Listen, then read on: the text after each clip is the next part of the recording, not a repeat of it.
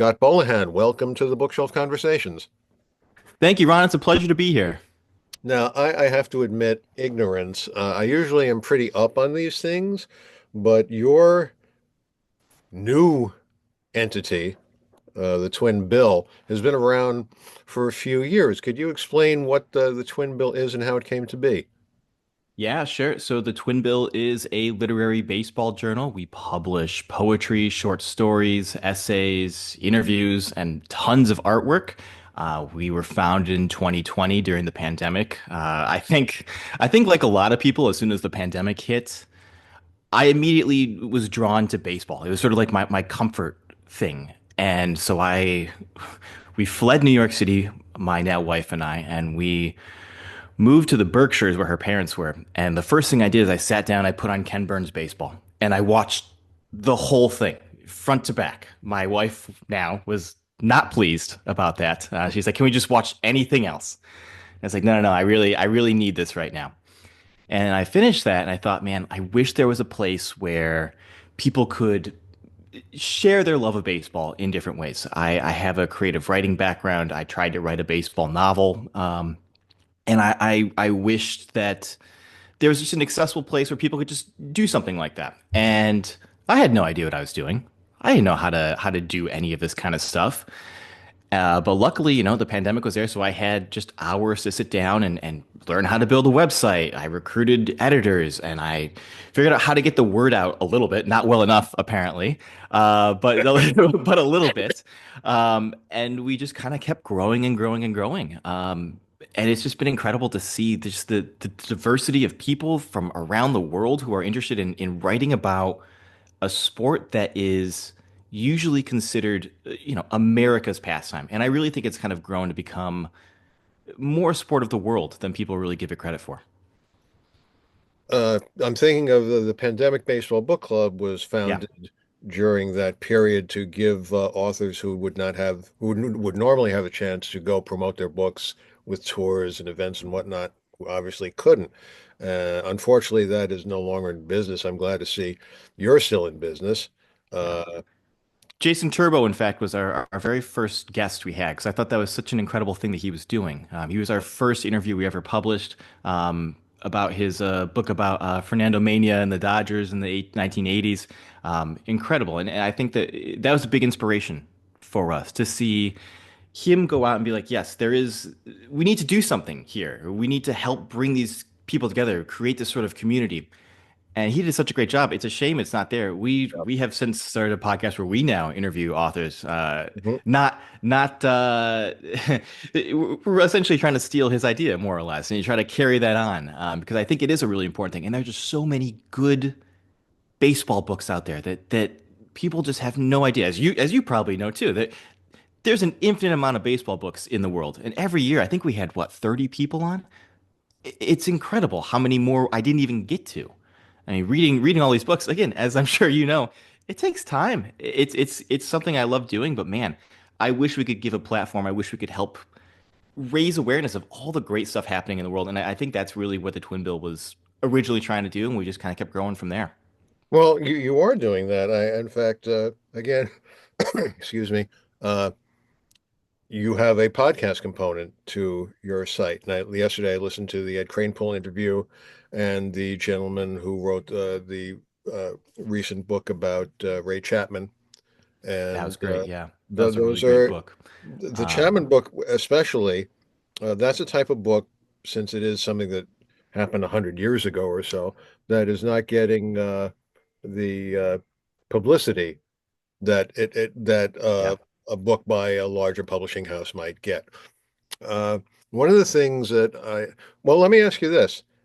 You have poetry, you have fiction. What is creative nonfiction? That's a great question, and I'm sure someone could give you a better answer.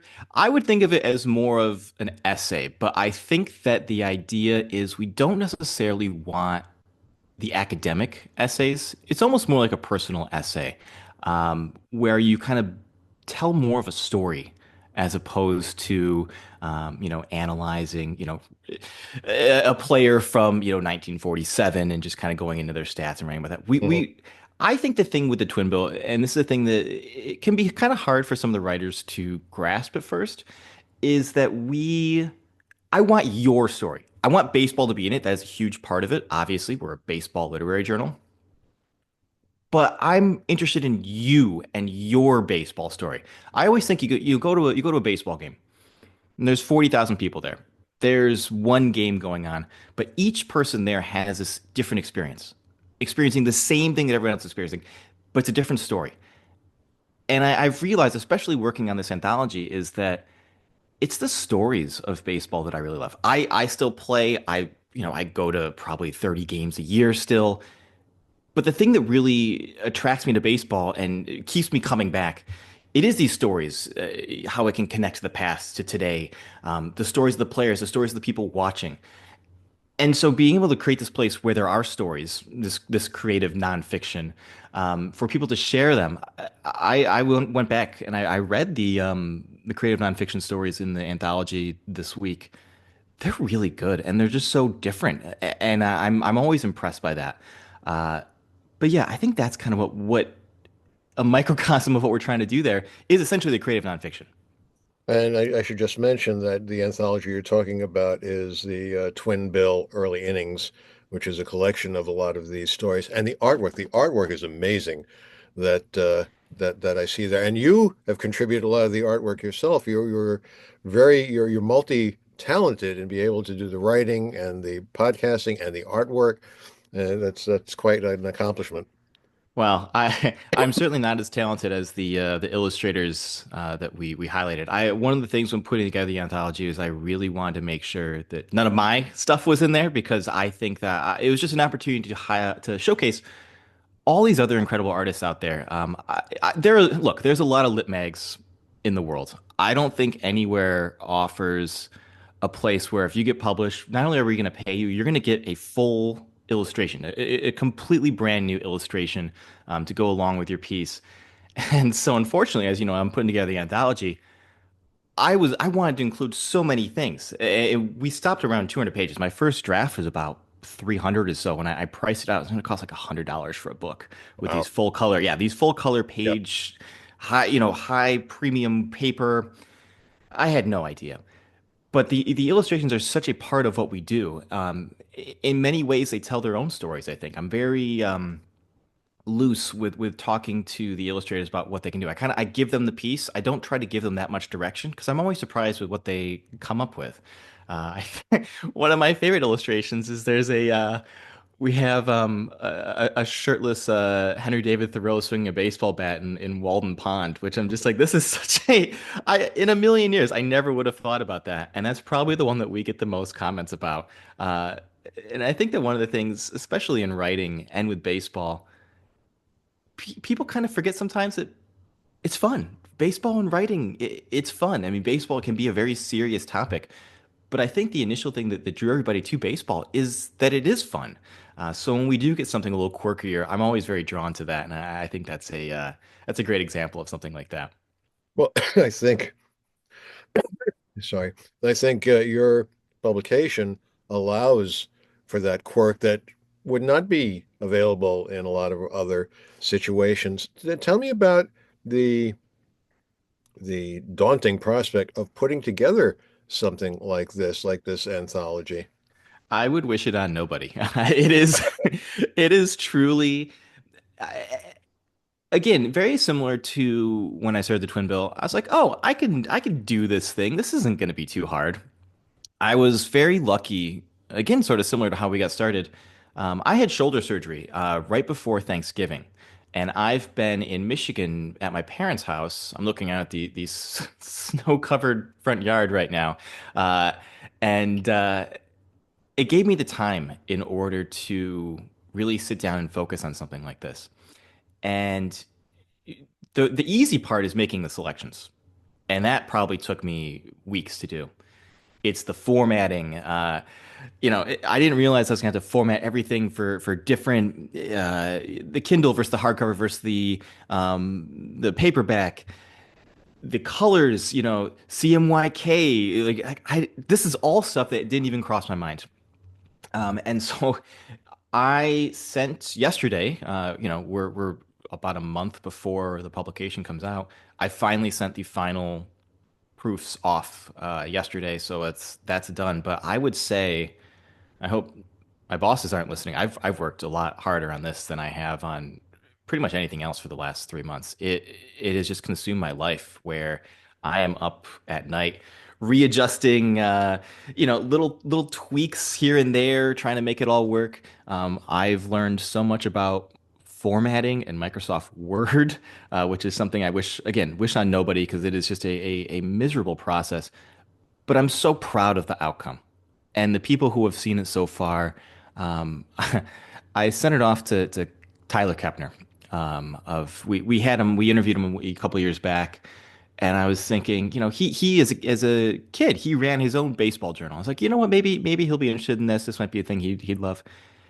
He said he was blown away and he wants to buy copies for his family. I was like, wow, that makes it all worth it. All these That's a good hours. endorsement. It's you can't get much better than that. And it really meant so much because I think anytime you do something like this, and it's the same for these writers that we talk to. I think there has to be moments of doubt that creep in, where you're like, what is this for? Who's gonna read this? Who cares? And you get little pieces of feedback like that, and it just keeps you going. I mean, I'm not in this for the money. There is no money in this. We are a nonprofit. I have made $0. I have lost a lot of money on this. And even this, to keep the cost down, I think we're going to make like $1 or two on every issue we sell, which is that is not a good business plan. We would be a Doge cut if there was if that was if that was a thing. But yeah, no, it is not a great business plan. But I think to be able to hold, people love to hold things is the thing. I think that in this digital world, people forget how great it is to have something to hold. And I know the writers are really excited, and it's all for the writers. I realize that we have become our biggest priority is the writers, I think. We want to create something that we, the editors, who are all writers ourselves, would like to be a part of. And I think we've done that. And I know you open it up, you see the big illustration. The illustrators are so excited. They get a whole page of illustrations to see that's highlighted there. And you see the work. All these hours, staying up until I was up till 2 last night, putting the final touches on. It's all worth it. And I feel really, really good about it. I hope other people besides Tyler Kepner will. So When does this actually come out in tangible form? Mar March 18th, which is the opening day of this baseball season, they were playing those first games in Tokyo. And then I was kind of looking around and I realized that's also George Plimpton's birthday. And our cover art is of Sid Finch. Hmm. And I was like, you know what? That's a great little tie-in. One of the most incredible things from the Lit Mag is I have become friendly with the real life Sid Finch, Joe Burton, the guy who's in the Sports Illustrated uh, pictures for all that. And he's just a fascinating guy. We named we run a contest and we named our fiction award the Sid Finch Fiction Prize. I reached out to him and I was like, hey, is it okay if we do this? And he said, yeah, that's great. It's just don't ask me to judge it. But I was like, great, fine. We went to a Cubs game last year. I got a Christmas card from him this year. It's just incredible that these people, especially him, who is a fictional character, but a living fictional character. And then the art by Mark Mosley, it was just maybe my favorite thing we've ever published. It has the French horn kind of incorporated in the background, and it really kind of captures this idea of this fun, quirky, I think, yes, serious kind of thing we put together. It captures the fictional element there. You highlight the art.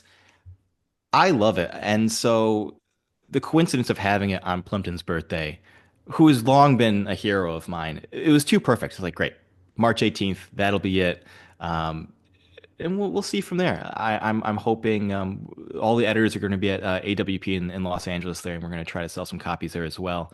Um, but who knows? I have no expectations. I have no idea what I'm getting myself into here right now. I guess that's been kind of the story of the Twin Bill. Hmm. So yeah, So the what are your plans after this comes out? How soon do you start working on the next anthology, or you gosh, take a little time off and probably regroup and 50 energize? years maybe. Well, uh, it's also, gosh, I don't want to get political. It's kind of a coincidence that 4 years happened for the first one, and it's because we figured out how to finally print issues for our regular issues that come out quarterly. And I was like, man, I feel so bad for the people who were published in the issues before that. They don't have a place where they can hold on to their work. And so we ended up with 4 years. Um, I imagine we'll probably do one in four. Maybe I'll push it to make it 10. Um, but it'll be a lot easier because I've already formatted Right. everything for one. I know what I'm doing this Mhm. time, and we've already formatted everything for print to begin with, so it should just be a copy and a paste and throw it over there. But I can tell you right now that it will not be that simple. Something will come up. I had trouble with the page numbering last night. Just the things you don't even think about. It's like, oh, of course this is a thing that the writing, the editing, everything's done. It's the page numbers all of a sudden. It's a problem. You never know what's going to come next. Mhm. The There have been other literary magazines about baseball. Yep. They have not lasted. I wish you much better luck with yours. Uh, is that a concern? Oh yeah. The Pandemic Baseball Club, Yeah. granted, it was for the pandemic, but it could still serve a purpose. I guess they figure, well, now the authors don't really need this anymore because they are going back on the road. They are making appearances. But what are you worried about as you move forward? That is a deep question. Uh, um, I think probably the biggest thing that would stop this is just life. I mean, again, we're not making any money. We, as a nonprofit, we haven't been able to get grants. People just, it's so niche. It's just, the readership isn't huge, but we get so many submissions. And I think maybe that's sort of a symptom of today's MFA world, which I'm a product of, where everyone wants to write and a whole lot less people want to read. It's a really interesting conundrum. But as long as people keep wanting to be published, as long as they continue to have stories about baseball, I don't see me stopping this anytime soon. I think probably the best thing I did was at the very beginning, I realized I couldn't do it myself. I needed help. And so I brought in the best fiction writer I knew. I brought in the best poetry writer I knew. I brought in the best essayist I knew. Um, and they all became the editors. We've now had a complete turnover of editors because they have lives too. I think that some of their complaints was that they were spending too much time editing and not writing. And I very much understand that problem. I feel I dedicate so much time to this that my own personal writing has kind of gone off to the wayside a little bit. Um, but as long as I still love baseball, which I don't think is changing anytime soon, and as long as people continue to be interested, I'm going to keep it going. I'm very bad at quitting things, is what I've learned. I think that's why I'm still playing baseball today. I'm 38 years old.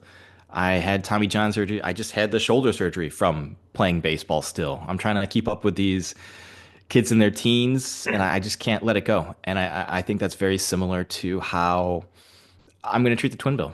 Like, yeah, it's not, we're not on the, getting the press that I thought we would get. We're not getting the recognition yet. I'm hoping that the anthology will kind of help change that. But it's not about that. It's about the writers. And I think that's what I keep coming back to. It's like I was at the National Baseball Poetry Festival and Which is something else I didn't know existed until yeah, I went exactly. here. Yeah. There are all these things out there. Mhm. And it's just a matter of getting it out there. And I'm hoping that we can kind of be a conduit for some of that. But one of our illustrators, we've published him his poems, Jeff Brain, just incredible. I love his stuff. His daughter was there. And I was like, oh, she probably thinks this is some silly baseball thing. She came up to me and she said, "Thank you so much for giving my dad a place where he can celebrate his art and his work." I was like, "Huh, that's right. It is a place to celebrate baseball and your own work." So as long as people keep wanting to do that, we're not going to stop anytime soon. It's hard. I know why the other ones have folded. I mean, Spitball is still around and they're going Yep. strong, and that is incredible. But they have a very different model than we do. But it's incredible to see what they've been able to do and be able to keep up. And I hope that maybe someday we can approach their longevity. That'd be great. You mentioned spitball. Spitball has been around for quite a long time. They've managed to hang on where others have dropped off by the wayside. I just want to talk a little bit about the poetry aspect because I must admit I do not get poetry. I get jazz, but I do not get poetry. I don't know what makes something a good poem. I know you're not the poetry editor, but what makes a good baseball poem? You sound exactly like me when I started this. In fact, when I originally started this, I didn't feel comfortable in having poetry because I didn't think I could tell what made a good baseball poem. But the problem was we kept getting poetry submissions. We didn't even ask for them, and they're just coming. I think now we the thing we are best at is poetry. Hmm. I really think so. We get so many submissions for poetry. I was shocked. I mean, you talk about something where poetry has this sort of antiquated kind of connotation to it. I think some of the most lively things we get are the poetry. I've learned, gosh, it's not a great answer. You can tell a good poem when you see it. And I think specifically for baseball, we have a really probably my gosh, I don't want to say favorite. We've published him the most of all the poets, Michael Gaspenny. And he has this way of writing about the game and then having this kind of like emotional hook at the end that really kind of brings it together and makes you realize, right, someone else has the same feeling about baseball that I do. Someone else feels the same way. They see the game the same way. I've really come to love poetry. I I haven't told anyone this. I am about halfway through. I'm writing a book of Babe Ruth haikus right now. I'm going to write 60 Babe Ruth haikus. I love it. I find it to be just a way to express yourself in a more condensed space. And I think that's so much, maybe even today with the internet world where everybody wants to spend as little time on anything as possible. Maybe it's going to become the relevant form of literature for baseball. We'll see. But no, I love our poetry. I'm very proud of it.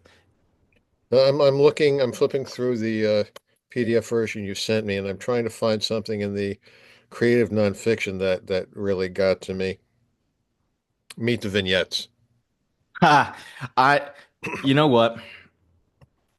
I love puns. I love humor. Um, and the way that we laid out the book, there was a blank page because I wanted every image to be on the the left hand side. And so sometimes if a piece was 3 pages long, it's like, oh shoot, we there's a blank page. What am I going to do with that? It's like, great, I'm going to interview the authors, and they're all fascinating. And I was like, what do I call it? It's like interview with whatever. And I was like, I don't know, let's have some fun with it. Uh, Meet the vignettes. I laughed a lot when I thought of that. My wife was like, "Yeah, you probably really enjoyed coming up with it." Like, yeah, that was great. But no, I think that's a great way to get an insight into these writers and how different all their stories are. Um, they're very simple questions I asked them, and there's just so many different answers in there. The one I'm thinking specifically of is the one about Carrie Bowman.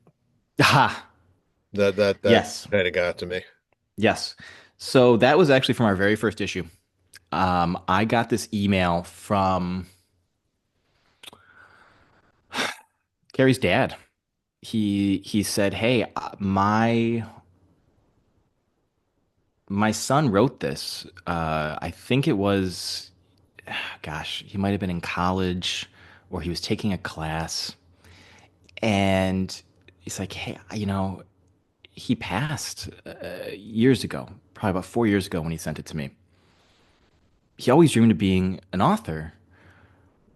Would you be interested in taking a look at this?" And I said, "Yeah, sure, of course." I did some editing on it, cleaned it up a little bit. We kind of went back and forth with it. But it's this really lovely story about him and his dad and his greatest moments. in baseball of hitting this home run and how he regretted that he didn't let his dad carry him off the field on his shoulders. This was when he was in Little League. We should. He's oh yeah yeah yeah he was in Little League, yeah. Mhm. And putting that in the context of what happened after, I was like, man, this is a really powerful piece.